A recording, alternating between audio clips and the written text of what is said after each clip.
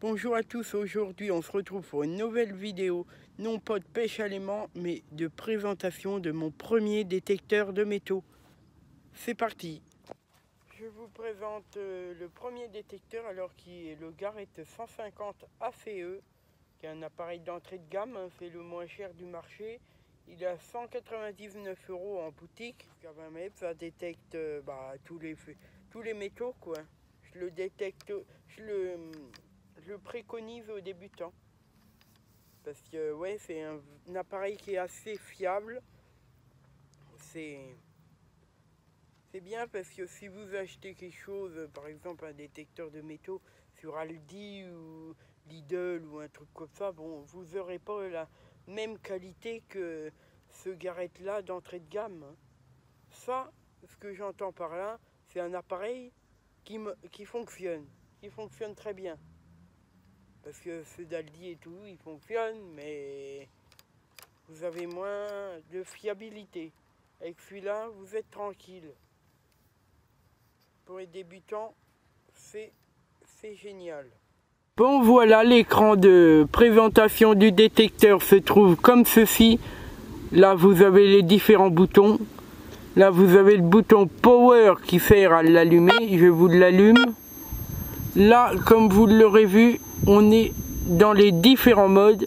Vous avez le mode All Metal qui veut dire mode tout métaux, Jewelry qui veut dire le mode bijoux, et le mode Coins qui est le mode pièces.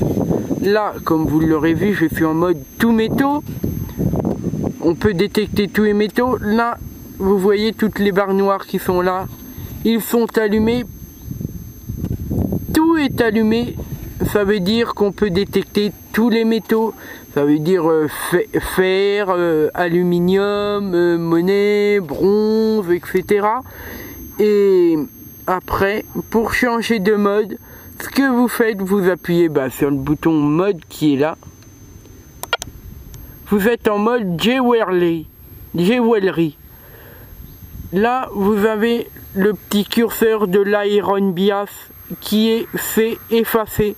Ça veut dire qu'en mode bijou, vous ne pouvez pas détecter la ferraille. Et après, on rappuie.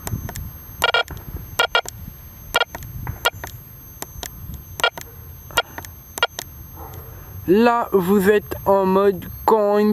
Vous avez le curseur de l'Iron Bias, pareil que le mode Jewelry qui s'est effacé. Ça veut dire qu'on ne peut pas détecter la ferraille et on ne peut pas détecter le PTAB non plus.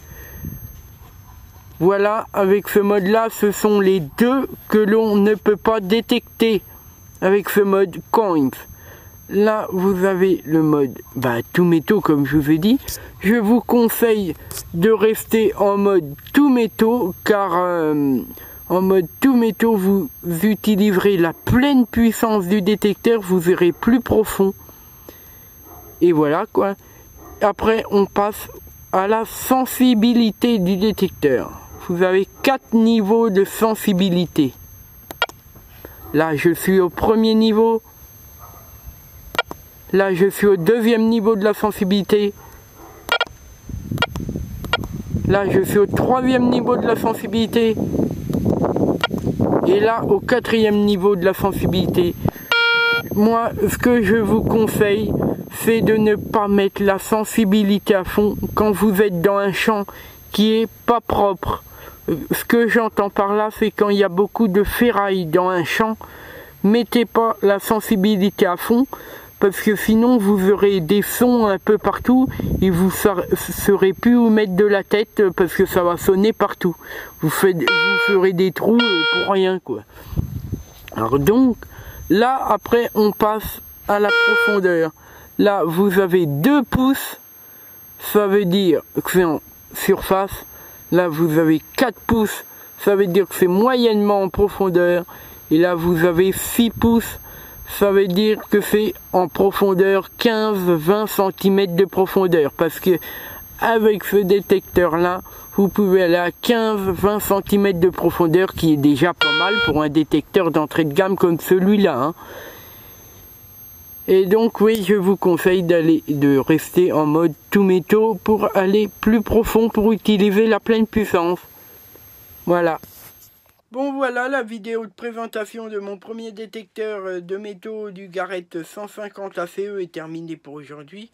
Autrement, j'ai participé au plus grand rallye de France organisé par l'équipe du fouilleur, le Detectland 4. Je ne sais pas si vous en avez entendu parler. Et ça s'est extrêmement bien passé. L'organisation, elle était vraiment au top. L'équipe était au top, quoi, comme d'habitude. Ne changeait rien. Hein. Et on a vu au moins plus de 800 personnes. J'ai fait la connaissance avec quelques youtubeurs que j'apprécie énormément. Et voilà, quoi. Et on a détecté tout au long d'un week-end. C'était vraiment bien. C'est vraiment une expérience que je conseille de vivre parce que c'est pouf, c'est vraiment bien, quoi. Et donc bah voilà, la vidéo est terminée pour aujourd'hui.